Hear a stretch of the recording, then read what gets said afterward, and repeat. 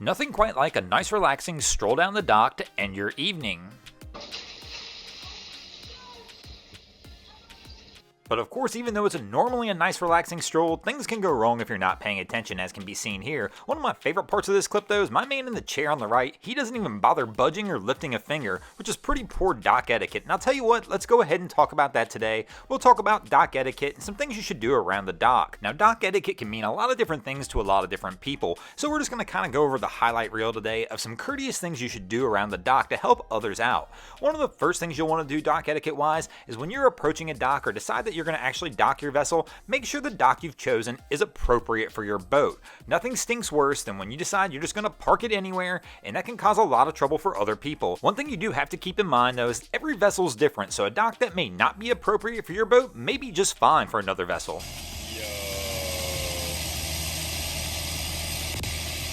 Once you've determined that dock is appropriate for your vessel, then it's on you to determine your approach on how you'd like to get the vessel on the dock.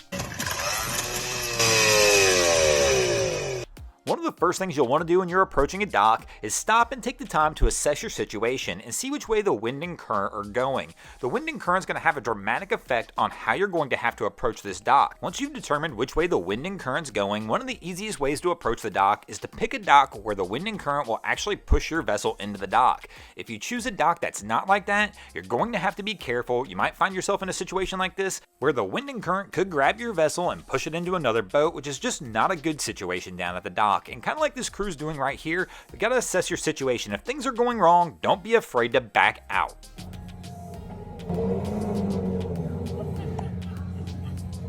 Because committing to the improper maneuver can have bigger ramifications than just pulling back out and trying to start over. As you approach the dock, if you have an assistant, let them do the work. You focus on managing on getting your vessel to the dock, let them grab the lines and the fenders and do the work to pull you back into the dock. Now, as you approach the dock, you want to follow that golden rule out on the water, which is never approach anything any faster than you're willing to hit it, and this definitely applies down at the dock. Once you get that boat tied up onto the dock, go ahead and do a quick double check around, make sure you've got everything you need set up and ready to go, and make sure nothing appears to be wrong. The last thing you want to do is show back up to the dock and have something like this happen. Here's one for you, Bronco Guru. While their boat sank, they were in the bar drinking. Now you've done it. You're on the dock, you're ready to relax, chill, and have a good time. But still, you've got to remember, if you're only there for a temporary time on that particular dock, you don't want to have too much fun just yet, because you're still going to have to get that vessel right back off the dock. And as we already mentioned earlier in this, if you're not paying attention and you're not careful around the docks, well, of course, it can wind up being kind of a dangerous place.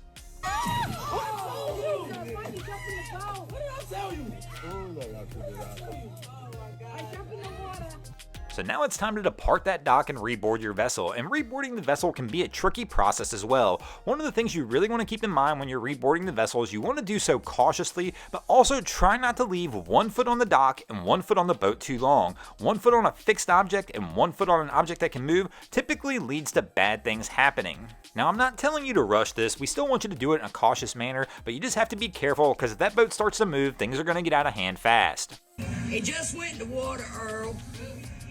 Now that you've boarded your vessel, before you untie from the dock, you want to take a quick look around and make sure everything's ready to go, because if you untie prematurely, all of a sudden you're going to be at the mercy of the current and the wind, and you're not going to have a whole lot of options on how to get your vessel back to the dock if it comes off. Docking really can be one of the trickier parts of boating. There's a lot of different factors that go into it, so always try and make it as easy on yourself as possible. Make sure you have the proper equipment and everything you need to protect yourself and your vessel, and take it easy as you go out there and approach the docks. I would recommend not doing something this stupid. Look at the aluminum, it's gone.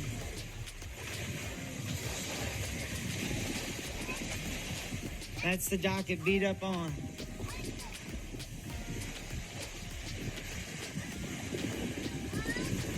Thanks for watching. I hope you enjoyed this episode of Boneheaded Boaters of the Week. If you ever see anything crazy happening out on your waterways, be sure to hit me up on Facebook or Instagram and let me know, and you might see your stories over here. Just like DGaskin95, Eric Ramsey, Jersey Girl GM, Keegan MP, Miguel Milton, Mike Orico, Nick Pauly, Oddvardo Sheem, Robert Piquel, Sam Fisher, the Boot Cotters, Yale Cross, and the Miami Boat Ramps channel. And if you guys haven't already, go ahead and drop an anchor on the subscribe button here. If not, we're coming to steal your drain plug.